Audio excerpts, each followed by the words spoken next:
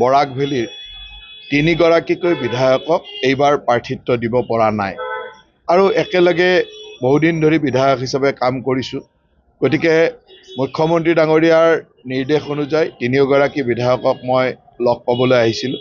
অলপ আগতে নিহাৰ ৰঞ্জন দাসক লগ পাই আহিছোঁ। এতিয়া আমি দীপায়ন চক্ৰৱৰ্তীক লগ পালোঁ আৰু আমাৰ মিহিৰকান্তি সোম ডাঙৰীয়াকো লগ পাম।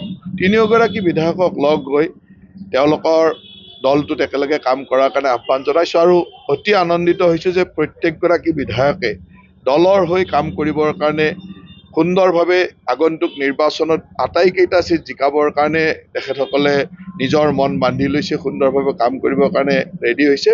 মই সকলোকে ধন্যবাদো জনাইছোঁ আৰু একেলগে আমাৰ দলটোৱে সদায় এটা শৃংখলাৰ মাজেৰে কাম কৰে। দলটো সদায় বিকাশৰ উন্নয়নৰ দিশত কাম কৰে।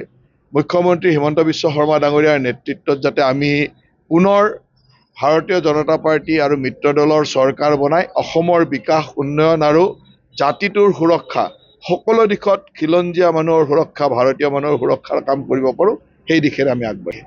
ৰাইজৰ সন্তুষ্টি অসন্তুষ্টিটো নিৰ্বাচনৰ সময়ত আমি ৰাইজৰ আশীৰ্বাদ বিচাৰি যাম আৰু ৰাইজৰ সন্তুষ্টিটো হ'ল যে অসমত মুখ্যমন্ত্ৰী হিচাপে হিমন্ত বিশ্ব শৰ্মা ডাঙৰীয়াক বিচাৰে, দল হিচাপে ভাৰতীয় জনতা পাৰ্টি আৰু মিত্ৰ দলৰ এখন চৰকাৰ বিচাৰে।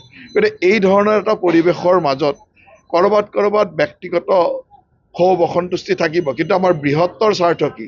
বৃহত্তৰ স্বাৰ্থ অসমৰ উন্নয়ন, অসমৰ বিকাশ, বৃহত্তৰ স্বাৰ্থ খিলঞ্জীয়া মানুহৰ সুৰক্ষা, প্ৰতিগৰাকী অসমীয়া, বঙালী, বিভিন্ন ভাষা-ভাষী লোকৰ সুৰক্ষা, আমাৰ ভাৰতীয় লোকৰ সুৰক্ষা। গতিকে ইয়াত আৰু বেলেগ কথা নাই। ইয়াত ডেভেলপমেণ্টৰ কামটো ৰখি যাব বুলি মানুহে কয়। এমপি থকাৰ কাৰণে একো কৰা নাই। ডেভেলপমেণ্ট কৰিব মুখ্যমন্ত্ৰী হিমন্ত বিশ্ব শৰ্মা ডাঙৰীয়াই।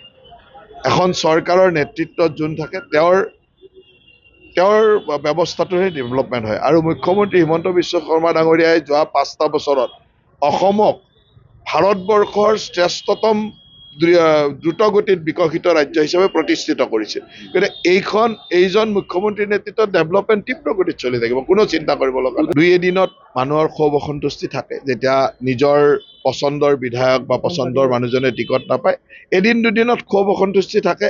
কিন্তু আমাৰ দলটো ইমানেই শৃংখলিত যে এই ক্ষোভ অসন্তুষ্টিটো বহুত দীঘলীয়া দিনলৈ নাথাকে আৰু সকলোৱে এই ক্ষোভ অসন্তুষ্টি এৰি এতিয়া নিৰ্বাচনৰ কাৰণে কাম কৰিবৰ কাৰণে ৰেডি হ'ল। যিসকল সতীৰ্থ বিধায়কৰ লগত যোৱা 5 বছৰ একেলগে কাম কৰিলোঁ, তেনেকুৱা বিধায়ক 2-4জনে টিকট নাপালে মনত মোৰো দুখ আছে। 3জনকৈ বৰাক ভেলীৰ বিধায়কত মই বৰাক ভেলীত মোটামুটিকৈ মই গাৰ্জেন মিনিষ্টাৰ হিচাপে ইয়াত সদায় কাম কৰি আহিছোঁ, সদায় সকলোকে লগ পাই থাকোঁ। তেনেকুৱা 3গৰাকী বিধায়কে প্ৰাৰ্থিত্ব পোৱা নাই।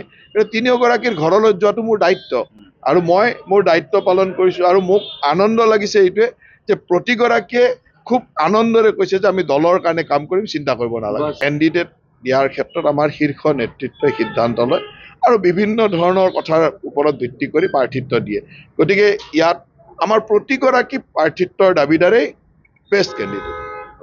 আমাৰ প্ৰতিগৰাকী প্ৰাৰ্থিত্ব, কাৰণ দলক সকলোৱে সেৱা কৰিছে, দলক সকলোৱে সহায় কৰিছে, গতিকে প্ৰতিগৰাকীয়ে বেষ্ট কেণ্ডিডেট। তাৰ মাজত এজনেই দিব পাৰে, কিন্তু এজনক দিলেতো অকণমান মনত 2-এজনৰ অসন্তোষ থাকিব, কিন্তু আমাৰ অসন্তোষ আৰু স্থায়ী নহয়, অসন্তোষটো লগালগ নিৰাময় হয়। ধলাইৰ বিধায়কগৰাকীয়েও স্পষ্টভাৱে কৈছে যে মই দলৰ মানুহ, ভাৰতীয় জনতা পাৰ্টীয়ে মোক ইমানখিনিলৈ আনিছে, মই দলৰ মানুহ আৰু দলৰ হৈ কাম কৰিম, সেইখিনি স্পষ্টভাৱে কৈছে।